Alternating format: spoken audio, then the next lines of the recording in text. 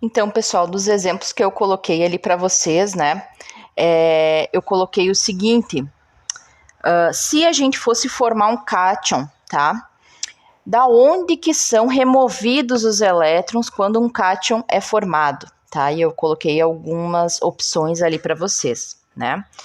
Então, o que que acontece? Nós sabemos que nós temos elétrons de valência e elétrons de caroço, certo?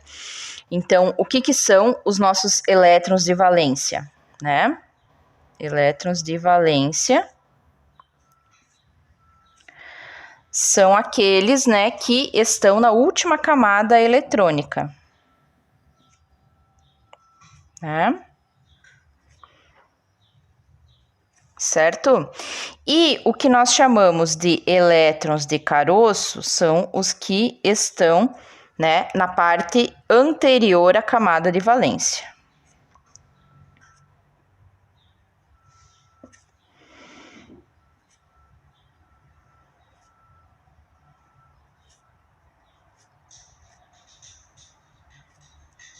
Né? Certo.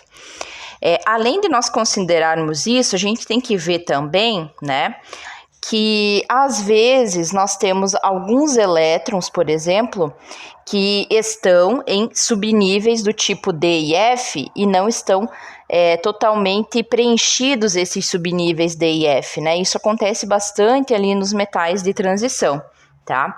Então, um outro ponto que nós devemos considerar é, eventualmente, né, o não preenchimento total, digamos assim, de orbitais do tipo D e do tipo F, tá? Vocês já vão entender por que eu tô falando isso. Bom, vamos começar ali pelo lítio. O lítio foi o primeiro elemento que eu coloquei ali para vocês. Então, imaginem que vocês têm um átomo de lítio, certo? Se vocês forem olhar na tabela periódica, tá? O lítio, ele tem um total, tá? De 3 elétrons. Ou seja, né? O número atômico dele é 3, porque ele tem também 3 prótons. Quando a gente faz, por exemplo, a distribuição eletrônica do lítio, né? Se vocês fizerem direitinho, vocês vão ver que esses 3 elétrons estão 1s2, né? No caso, 2 elétrons estão no 1s e na 2s nós temos 1, tá? Olhando para essa configuração, a gente imediatamente tem que identificar quem são os nossos elétrons de valência e os de caroço, tá? Quem são os nossos de valência?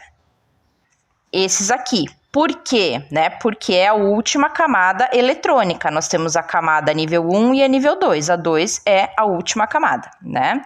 Então, aqui são os elétrons, vou botar V, tá? De valência, certo? E quem são os de caroço? Obviamente, são aqueles anteriores, né? Então, aqueles que estão no 1s2, certo? Então, o que vai acontecer quando a gente fornecer, digamos assim, energia, né? Digamos, para um átomo de lítio. Vou botar aqui, energia, né? O que a gente vai fazer vai ser excitar esse átomo de lítio. Então, quem desses elétrons aqui, né, vai ser o primeiro, por exemplo, ou o segundo, enfim, a ser excitado e, digamos, sair para fora do meu átomo, né? Sempre são os mais externos. Isso é bastante óbvio, né? Por quê? Porque a gente viu que quando eu estou mais internamente lá no meu átomo, eu preciso fornecer mais energia para que aqueles átomos sejam excitados. Então, é exatamente o que a gente já vinha falando em várias outras aulas, tá? Então, imaginem que vocês têm aqui o átomo de lítio, né? Ele tem um núcleozinho, né? Ele tem o 1s e ele tem a 2s, né? Aqui na 1s, ele tem os 2 e na 2s ele tem 1, né? Fornecemos energia, quem é excitado? Esse cara aqui. E ele vai para fora, né? Então, ele é removido, tá? porque a quantidade de energia que eu preciso é menor, certo?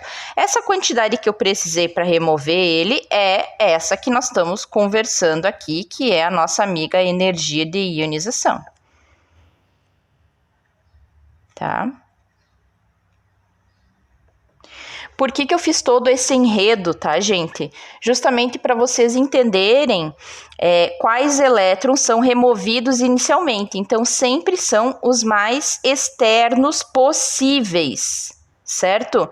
Esses são os primeiros que são removidos. Então, quando eu forneço uma certa energia, né, que é a energia de ionização, eu vou remover primeiro os mais externos. Se eu continuar exercendo energia, aí pode ser que eu consiga remover os externos, tá? Então, nesse caso específico do lítio, como que fica aqui a história, né? Eu vou ter o seguinte, eu tinha um lítio, né? Que depois que eu forneci energia, aconteceu o que com ele? Ele formou um lítio mais. Por que mais? Porque ele perdeu um elétron, né? Então ele tá com uma carga positiva maior, ele tem agora mais prótons do que elétrons, né? Então ele perdeu um elétron e, obviamente, né, se eu tenho lítio mais, eu vou ter um elétron na história aí boiando, digamos assim, tá? Um elétron que foi liberado, né? Quando a gente junta esses dois, eu formaria o lítio estável novamente. Por que o lítio só perde um? Por que a valência do lítio é 1 mais, né? Porque vejam só, aqui na camada de valência só tem 1. Para mim conseguir remover alguém aqui da camada aqui, das camadas de caroço, gente, eu tenho que botar muita energia nessa história, tá?